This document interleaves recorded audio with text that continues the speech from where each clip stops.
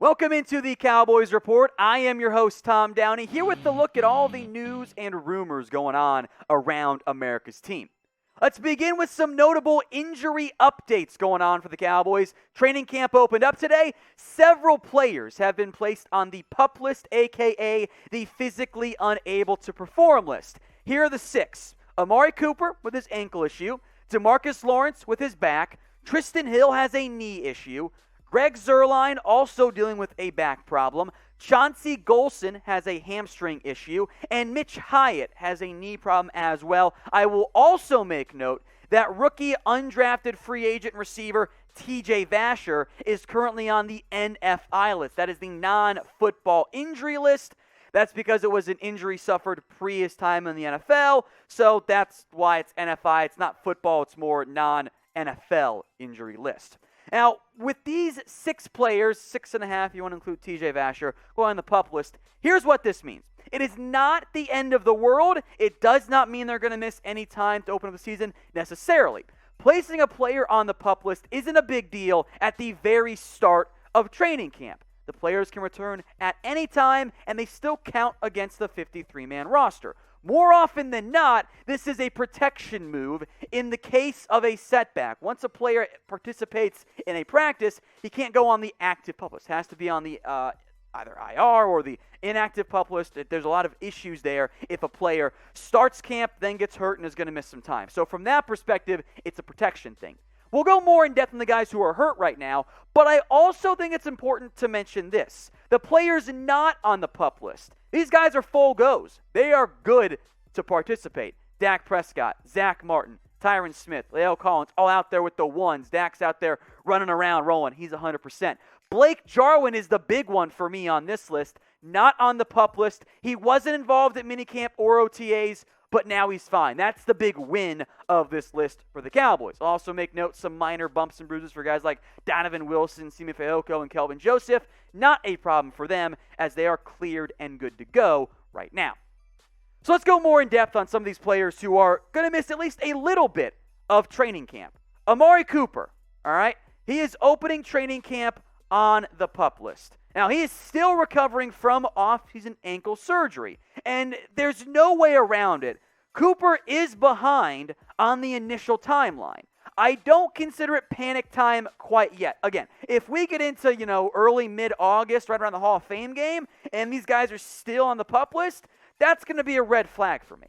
Now, Cooper, I think, is going to be fine. He's battled bumps and bruises over his time in the NFL. He's almost always been out there, though, and he consistently puts up 1,000-yard seasons. To go for over 1,000 yards with 4 different quarterbacks last year, kind of a big deal if you're Amari Cooper.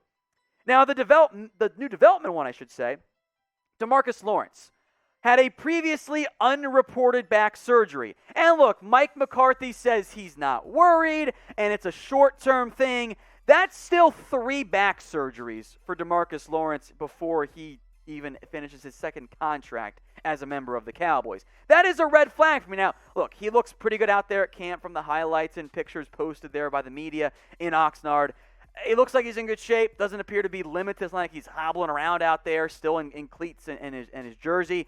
So I'm not panicking out on DeMarcus Lawrence, but this is one that is certainly worth watching.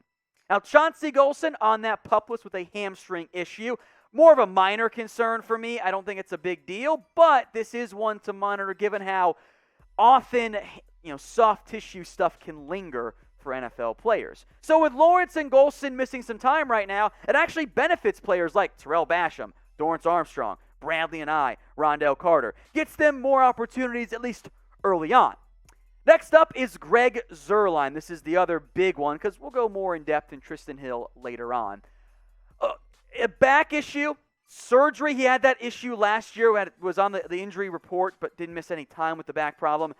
The Cowboys have not brought in any other kickers. They haven't signed anybody. So that makes me think that they think Zuerlein's going to be okay. Now, while he's out for the start of camp, Hunter Nicewander is going to handle kicking duties. He's not a kicker. He is a punter. He can kick, clearly, but that's not someone that I think you really want to have out there as your full-time kicker. That means it's going to be something worth monitoring. Again, I'm not panicking yet, but keep an eye on it. One other note here, not on the PUP list, but injured at camp today, linebacker Francis Bernard. Now, he had a hamstring issue, left the first day of camp, did not return. As we sit here filming this, we don't know what the severity is, how much time, if any time, Bernard will miss. I bet at least something, since teams are always so cautious when it's still July and the real season's still weeks away. But keep a note on that one for Bernard. I'll also make note here briefly, Mitch Hyatt is probably going to miss some time as well. He's coming off a later season knee injury. He's not going to be ready, at least for a good portion of camp. Now, of what I call the 4 major injuries, which one do you think is the most concerning? Type in AC for Amari Cooper, TH for Trysten Hill. He might not be ready to go for week 1, by the way. Type DL for DeMarcus Lawrence, or type in GZ for Greg Zuerlein. Let's talk Micah Parsons now. Can the Cowboys rookie linebacker win Defensive Rookie of the Year? I'm going to give it 2 stars, and that might still be a bit on the higher end in terms of like the actual odds, and on the lower end for those of us who just want to believe in Parsons. But I will make note, according to our friends over at BetUS, Micah Parsons is the betting favorite for Defensive Rookie of the Year. Now, Defensive Rookie of the Year almost always ends up going to someone who's got a lot of hype around them. And as the Cowboys' first-round pick, guess what? Parsons will have plenty of hype. It's also a stat-based award. And if Parsons does get a lot of chances to blitz the quarterback from linebacker or off the edge, that will help his stat argument quite a bit as well. So here are the BetUS Rookie of the Year odds, just updated by the way. Micah Parsons leads the way at plus 400.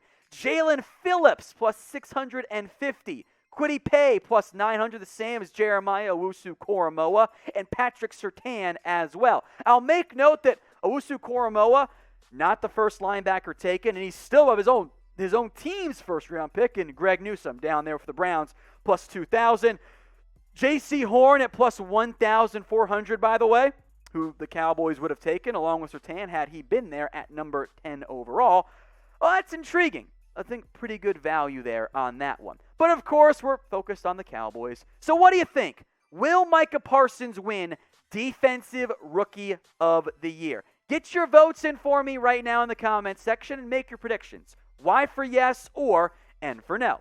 Now, if you're typing in your Y for yes, we'll go put some money on it. We'll give you a 125% deposit bonus with our sportsbook partner, BetUS, when you go to chatsports.com/bet and use the promo code you see on screen. That's Cowboys125. Chatsports.com/bet. Use the promo code you see on screen, Cowboys125. To help you put this in perspective here a little bit in terms of what's your risk versus what you might end up winning. If you were to put down, just say $20 of your deposit, not all of it, you still got a ton of extra bonus money left over. Put down $20 on Micah Parsons to win, and he does win Rookie of the Year, which is a very plausible outcome. You'll take home $80 plus the initial $20 that you bet. Pretty good value there. You can also bet on stuff like Dak Prescott to win NFL Comeback Player of the Year. It's a pretty safe bet as well. So check them out today. Chatsports.com/bet. Don't forget to use that promo code Cowboys125 to get yourself the 125% deposit bonus. Now back to more Parsons discussion here. I am very excited to see as camp goes on, as the preseason goes on, what the role looks like for Micah Parsons. They started him at middle linebacker. I think the plan, though, is still going to be to give him some opportunities, some reps as an edge rusher. That's my mindset. And I think that's what the Cowboys are going to do as well. 109 tackles for Micah Parsons last time we saw him play back in 2019 for the Penn State Nittany Lions. 5 sacks as well. 14 tackles for loss. He can blitz, I would say, even more so than what Jalen Smith is able to. That will make it very interesting from that perspective for the Cowboys and his usage in his first season. Let's go back to injury stuff now. Trysten Hill. This one is noteworthy. Is he not going to be ready for week 1? This is 3 stars for me right now, and if I had to bet one way or the other, I don't think he's out there. And this comes to us from Todd Archer and also Michael Gelkin of Dallas Morning News, who mentioned this as well. Both of them are reporting doesn't seem likely that Trysten Hill is going to be ready for week 1. Hill is, as we mentioned, starting this year on the PUP list and is coming off a torn ACL. If Hill misses all of training camp, I think his future with the Cowboys is very much in doubt. He was, I thought, already fighting for a roster spot, which means camp's important. He might not be out there. The Cowboys right now have what I consider 3 roster locks at a spot they might carry 5 or 6. Neville Gallimore, Brent Urban, Osa Odigizua are making this team. Quinton Bahana is a run stopper. I want him to be on the team, but that's up for debate there. Carlos Watkins fighting for a roster spot. If Hill can't be out there for camp, that's a bad thing for him. In fact, that's a very bad thing for Trysten Hill. Because he did show promise last year in his second year. He looked better. He was more impactful in the passing game despite the stats not showing that in terms of the sacks that were resulted there. But now Trysten Hill is on his 3rd defensive coordinator and his 3rd defensive line coach in as many seasons. He does not have a sponsor, if you will. This was supposed to be a critical camp for Trysten Hill, and it still is. The lack of a camp still makes it critical if he's not out there. So I want Trysten Hill to be a good football player, like I think every Cowboys fan does. But this is not a good development for him. Now maybe they put him on the short-term IR, or the PUP list to begin the season, bring him back after 6 weeks, whatever. That's a possibility. But missing all this time is a negative. There's no way around that. So what do you guys think? Will Trysten Hill be on the roster for the Cowboys in Week 1? I'm talking the active roster. Being out and on a PUP or IR or whatever does not count. So get your votes in. 1 for yes or 0 for no. We're going to keep you guys covered all off-season, preseason, and regular season long here on the Cowboys Report. We're trying to get to 100,000 subscribers. We're barely 4,500 away. I know that all of you watching right now aren't subscribed. So if you haven't already, hit that big red button and join us right now. We're back once again with more defensive talk here. And oh, look, Justin Houston once again in the conversation. I'm still giving this just the 1 star. Now, injury is where stuff could change on this. But even though Bleacher Report, SB Nation, and others still continue to link Houston to the Cowboys, I'm not quite buying that quite yet. Now, he's older. He's still productive. But if everyone's healthy, which may or may not be the case, are there enough snaps for Justin Houston? I'm not sure that there are. We'll go more in depth on it here in just a second. Before we do that, though, speaking of free agents, this is your opportunity. Let me know in the comments section a player who you want to sign. It can be offense, defense, or special teams as well. But make your voice heard right now for me in the comments section. Now, of the available free agents, Houston's good. Now, he's older. He's going to be, I think, more of a 3rd rotational type of player. But 8 tackles for loss, 8 sacks, he can contribute. Assuming Tank is healthy, which at this point I'm still going to. Assuming Randy Gregory is good to go, which he's going to. Those are going to be your top 2 guys. Terrell Basham, the Cowboys have picked him. He's going to be number 3 or number 4 defensive end. If Chauncey Golston gets back healthy and can contribute, he's making the roster. That leaves Bradley and Dorrance Armstrong fighting for maybe that last roster spot. The numbers game starts to add up in a negative sense when it comes to adding an edge rusher. Now, if one of those guys gets hurt, especially if it's a Basham, Lawrence, or Gregory, different conversation. At that point, I'll be pushing heavily for a veteran edge rusher like a Justin Houston.